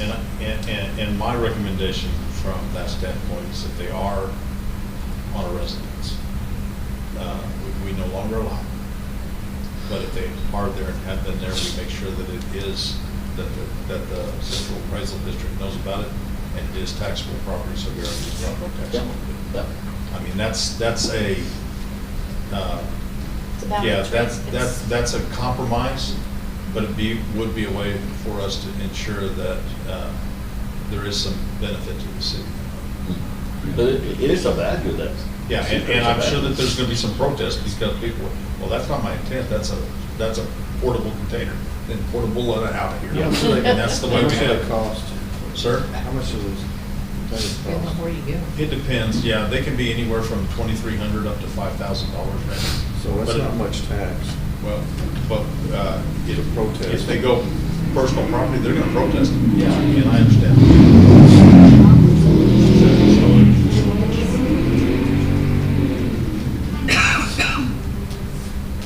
All right. Okay, so the direction that I'm gonna take it from this meeting, we're gonna enforce our ordinance, effective September 1. Anybody in a residence right now, we're going to have code when they're driving around, take a look at it. If they find one, we're gonna ensure that it's on the tax rolls. If we find somebody that's putting a new one in, we're gonna make it move. Yes, sir. Are we gonna have the manpower to do that, even when we need to hire somebody? Code always needs more people. Well, code asked for another one in the budget, and you all tentatively have looked at that and want to move forward. So, will we have enough people to do it and to police it right? No. But we will do our best to make sure that we're enforcing the ordinance to the best of our We ability. need to go back and up that 1 to at least a 2 on code. We can take a look at it, absolutely. Because there is a lot that needs to be enforced that is on the books, that we've been very negligent about, and, you know, the longer we don't do anything about it, the more the problem grows. Yeah, we have to change what the norm is right Yeah. now. Like that house on 80 and 4th Street. We're active on that, and we have been, and there's only so much that we can do, but I can tell you that we're being as aggressive as we are allowed to. Is our attorney being aggressive on it? I've been approached about it very recently, and it's something we're looking into. So we're gonna enforce it, are we enforcing like starting all over again? Because are we gonna enforce like the Walmart to come permit again and start it all over again? I think we're gonna do, what we're gonna do is we will, I think what we're gonna have to do is we will use our current ordinance as is right now, and we will bring something, for Randy, a couple of options back to council without making it to where there's So it doesn't there's hinder a the other possibility ones. way that it can become permanent, if strictly in commercial, if it's done through the proper channels. And I think we'll put something together for that and bring it back to you all and let you see that. And are you gonna put a limit on someone like Walmart? I mean, are they gonna end up with 20 eventually? The limit's already on there, I believe it's Four? 4. And that's all they have? And they have to be 5 feet apart, and they can't be stacked. Walmart's been So- a tremendous taxpayer, sales tax. So like Russell City, he has to unstack them. You can't stack them. No, but Russ has them stacked. Oh, Yes, but And the big Walmart has them stacked. I don't know. I know that we addressed it and he took them down, he put them back up again. It's been a while since I passed out, so, or noticed, I passed it out. But he may have. I haven't known, we did enforce it when he had them, I know we made them, and he came in to talk to you guys. I'll get off the meeting and pass by. But like with 4 for Walmart, maybe we need to look at making it 6. Because they do a tremendous business. I don't I don't think know, they have have, room. does United have some? No. I don't think they have room for 2 more, then. Unless they stack them, and that's, I don't think they got a forklift that'll reach 3. I don't hang around there. Oh, excuse me. So I wonder what United does. I guess they built enough store space. They may have space in the back of United. And I don't know how often they get shipments in. And Walmart doesn't, because when we had to change out a pole and transformers, we had to go back there to see, check rotation, and man, it's tight. Even the upstairs section is very limited, and there's a problem with that. But if you're looking at modifying it, current version says no more than 4 containers per tract, but not every tract is built. If Walmart's one giant tract and HTO's on a small tract, I mean, we might do it per acre or something. I would think Walmart would be like 2 or 3 tracts. Well, it's just a tract. I don't know how How it's big is a divided. tract? And does it have to be on each track, like over here and over here and tract over is here? not- I mean, it Oh, could I have have been- 3 tracks, so now I can have 12 right It could have here. been subdivided unevenly. I don't know how it's made. I think a more uniform measurement might be in play. Like when we built the HTO, those lots were 2 or 3 tracks, I can't remember. If there wasn't 1 track, or 2 or 3. That's the way they had them on the tax rolls. I mean, each lot would be its own tract, I would think. But if you have like a big one like Walmart, that could be multiple lots. I don't know, it could have been one giant one that was subdivided. I don't know how it's structured, but tract is a pretty vague term as a descriptor here. Whereas if you had a term per acre or per so many square feet. Why haven't they built, sorry, on another location or expanded? Teresa said they're landlocked, right? They're landlocked now with United coming in and AutoZone's on the other side. They don't have anywhere to expand that store now. They can't go back west. What's up with the real estate? And I know EDC has worked long time to get a bigger store, offered them land, whatever, and they just, I think they're saying that for our population, we don't have the sales numbers or something. Well, But but they haven't really looked at it right. And I can tell you that in the new subdivision, the county's looking to the east of Lincoln Street at the extension area. Once it's done over there, we're gonna have some prime options that may accommodate and may be more enticing for somebody like that. I know. But we have to get that done before we can do anything. Because it doesn't do us any good right now. Did we help you or hurt you? Yes.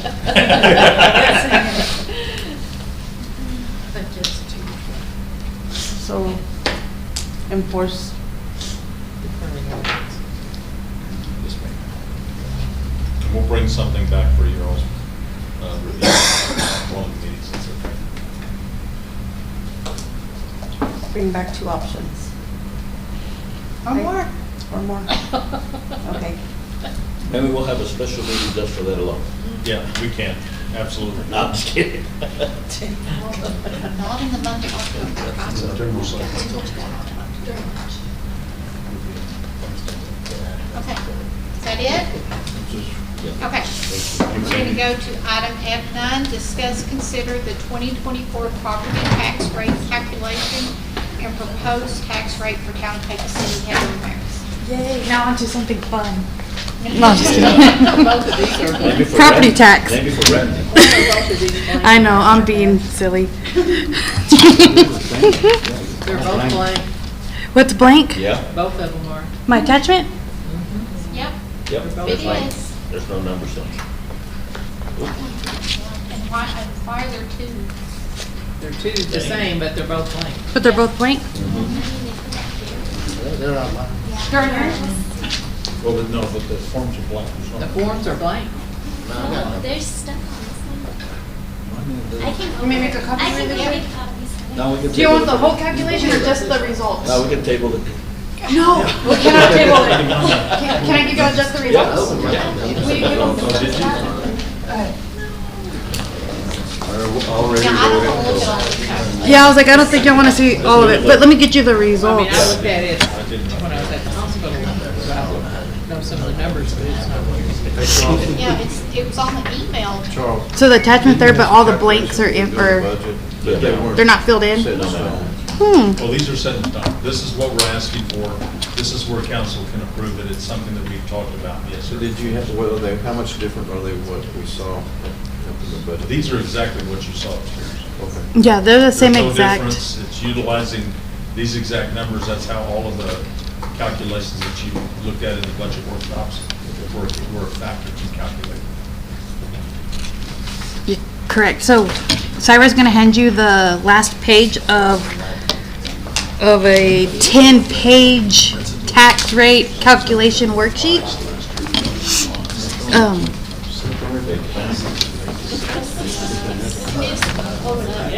I know it's tiny. What you're gonna see on that section 8 for the total tax rate, as you know, tax code does require that all governing bodies calculate 2 rates, which is the no new revenue tax rate, which would bring in the same exact rate as last year's tax rate, and also the voter approval rate, which is the highest tax rate a governing body can go without voter approval or without the voters petitioning for an election or taking it to an election.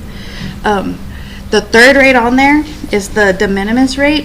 That rate is offered to cities with a population of 30,000 or less.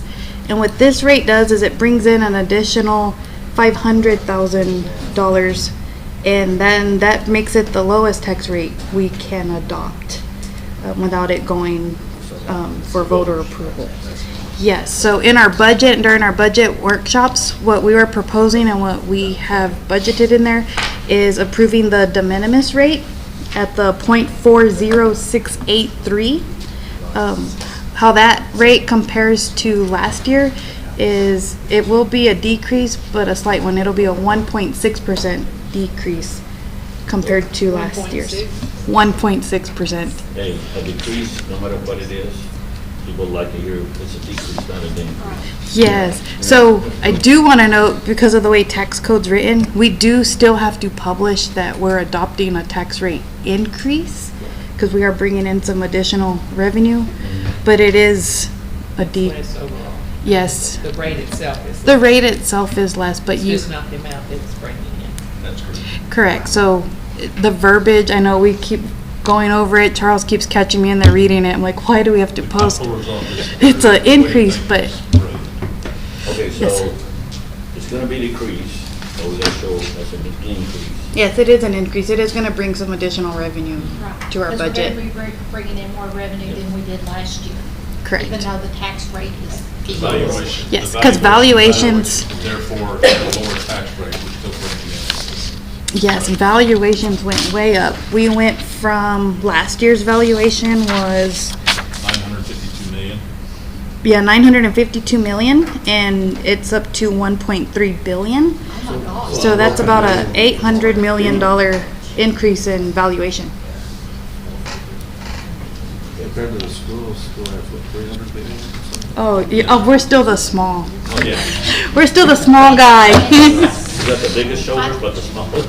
Yes, but the, We haven't published this yet, right? so it is published, it's published in the paper It's and on our also- website, and then we are gonna have a public hearing for these rates on September 3rd at noon.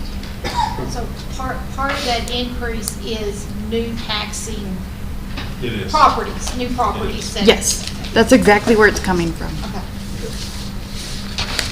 And if y'all have any questions on the, I know you can't see it on there, but it's on the tax rate calculation or the rates. And this is a prescribed format that the state makes us do.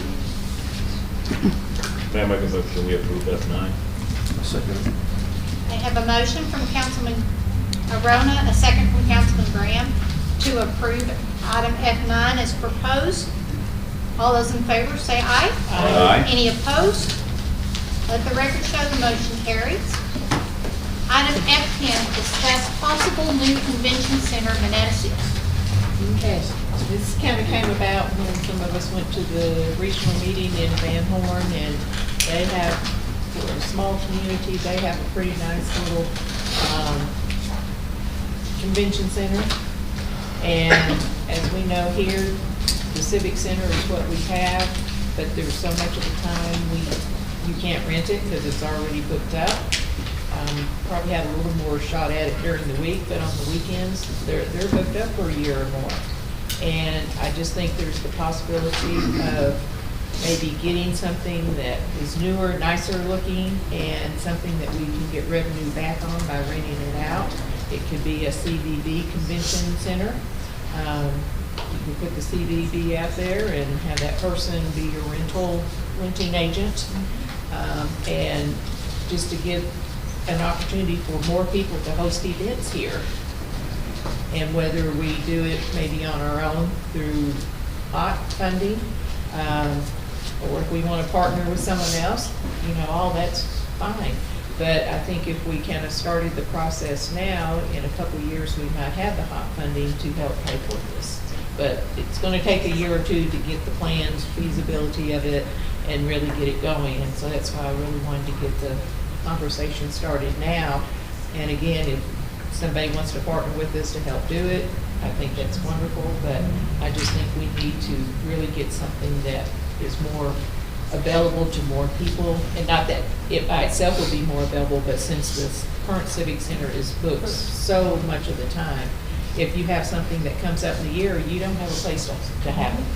And we don't have another large And facility. we do not have another large facility. The city has some properties, and maybe out around 285 or something, where some of this other growth is going on. You look at our neighbor and down the interstate, and I mean, you're going to have a good piece of land in order just to accommodate all the parking that goes when you do have a good-sized event. And so it can't be just something, I mean, it'd be great if we had something here in town, but it would be odd for something else anyway. So I think we have to look a little more on the outskirts of our community to do it. Yeah, one of the things that, because I was there, we went to Van Horn and kind of embarrassed to see ours to what they did with theirs. But also with everything that's happening here, with the county has already kind of lean on, and that's just where I think with how they're working together with us and with everybody else. I mean, the county has already proposed of doing something like that when they do the water park or in that area of the water park. I think they got it budgeted. Huh? Don't they have it budgeted? They have a feasibility study out right now. They do Yeah. have the water park budgeted. They're discussing and have a feasibility study out right now about a hotel and a convention center. Yeah. And I think last time I talked to all of the commissioners and the judge, they're thinking very positive about it, but sometimes the county doesn't move as fast as they want them to. So I think the county has funding, and there's also, I've talked to Jadeco, and he'll have a bonds paid in 2026. He can use bond funding to keep that rainy day money in, or the Robin Hood money in Pecos to fund the convention center, arts and convention center. But it's Instead of like, sending it back to the state, Right. we can use it And here. that's great. but it's just something like what we discussed yesterday about that particular item. You know, we started, we push it. Because, yeah, the county moves real slow on stuff, but if the county's already planning on this, and if they got already a feasibility study, they already got basically the land where they're gonna put it. It's just a matter of, I guess, getting the council and the commissioners, oh, yeah, let's help them push it. Because we do need something like that, you know, I was embarrassed when I went to the TML that we hosted, and to see our floor compared to what I saw over there, like, man, I mean, you know, there's, you know, we got a lot of things going on, but the county is responsible for the civic center. But if there's where you and the judge and the superintendent and anybody that wants to, like Vanessa said, we can all partner together and let's help them and let's push it and let's see how we can make this thing happen quicker, because you know what's gonna happen. Sooner or later, they're gonna ask her, can you host it again? And Conrad, I talked to Jimmy today, and he said, give him the second meeting in September, give him time to talk to Leo and Jacob, and he'll make a presentation. That's fine too. I think if we don't push it, they're Yeah, gonna sit on it for a while. I think Well, and I can tell you that I have, right now, the judge and I have a meeting scheduled. He's been crazy, my schedule's been crazy, but we have a meeting scheduled next Friday, a week from tomorrow at 9 o'clock. And I have a list of multiple items, including this, that my plan is to have that conversation with him. He's very good at working. Paul made a comment the other night that what he would like to see, and I don't know how the council feels. Paul is talking about possibly doing something like we talked about collectively as a group here, of the retreat that Cyrus is working on, is having a retreat somewhere, not in Pecos, get the commissioners and the council together and just have a basic conversation across the table to try to get some of that go together so that we can work. So I'll have that conversation with the judge and then let council know if we can accommodate and arrange something like that. Do what? Kind of been pushed right Not Monahan. No, I mean, Paul was talking down in Fort Davis or somewhere down there, Randy. I don't know if there's a place down there that we Yeah, could do that's Indian something. Lodge. Yeah, Indian lodges. Yeah, and that Fort may Davis. be an option. Fort Davis is You know where it is? No. Indian Lodge. Beautiful. the what? Improved ranch in Fort Davis would be improved ranch. Indian Lodge would be better than Fruit Ranch. I think the restaurant is The open. bunkhouses in Fruit Ranch are pretty.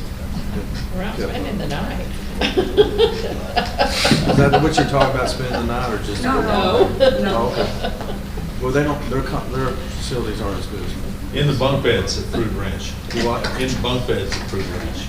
We'll be ready No, for they have spiders. full-size beds. It's just 2 full-size beds in each room. Yeah. Be ready for spiders at the food ranch. I stayed there.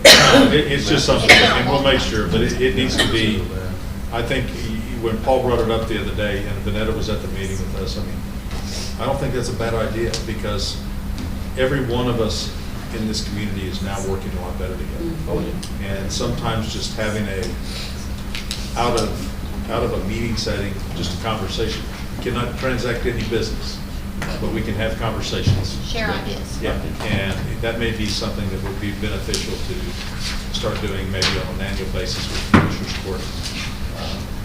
It may grow from there, but I think it may be something that we take a look at. And you know, like maybe the county's planning on doing it, but maybe they're gonna do the water park first and then start thinking about this other, and that's gonna be 5, 6, 10 years down the road, maybe. Yeah, and right now, from their perspective, they're looking at, and their consultant that had them that did the survey and everything for the water park, and that got that feasibility study, they hired the same guy to do the feasibility study on the hotel and the convention center. And he's had the conversation with Commissioners Court that the only way that the water park is successful is if it has a hotel room too. So I think the county commissioners are already starting to potentially set aside money for at least a hotel, not owning it, not doing it. Leo asked me what I thought, and all the commissioners agreed that we should not be in the motel business. It should be a private entity, a private hotelier that does it, but have it connected to where we come up with some type of incentive. Because that's what they did in Frisco with that Jerry Jones.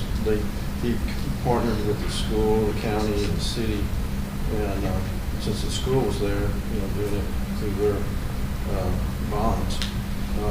Okay, say like they have a big UIL deal, and we put something, they could use that, Yes, sir. because they may not have room in the school deal. So I mean, it's a real good partnership. It is, and I mean, that's where I gotta commend the county on, just having general conversations and starting to, I mean, collectively, all of the taxing entities, I think, are working a whole lot better over the last several years. And all we're doing is accomplishing more. Right now, everybody's talking about Pecos. And it's not because of one entity, it's not because of the city, it's not because of the county. It's because of collectively, we're all striving to make this place a better place for our citizens. So that's what we gotta continue to do.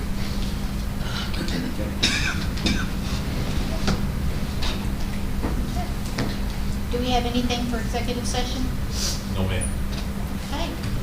Jose, there needs to be charged, but don't charge us very much. What happened to this?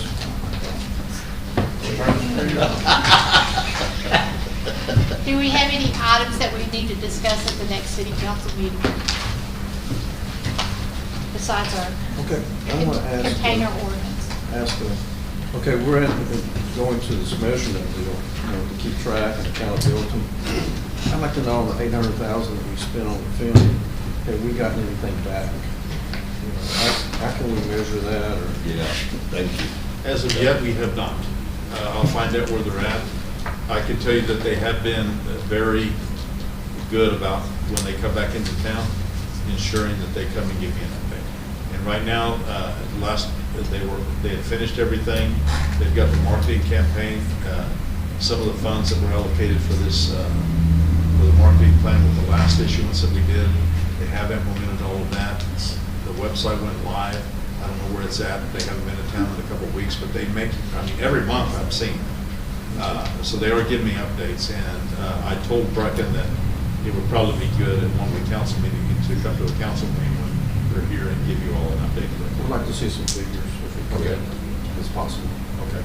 I don't think we have any figures yet, but I will let you know. Or at least an update as to where we stand with it.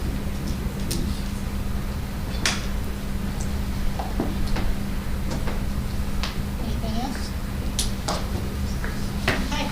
I move we adjourn this meeting at 7:39 PM.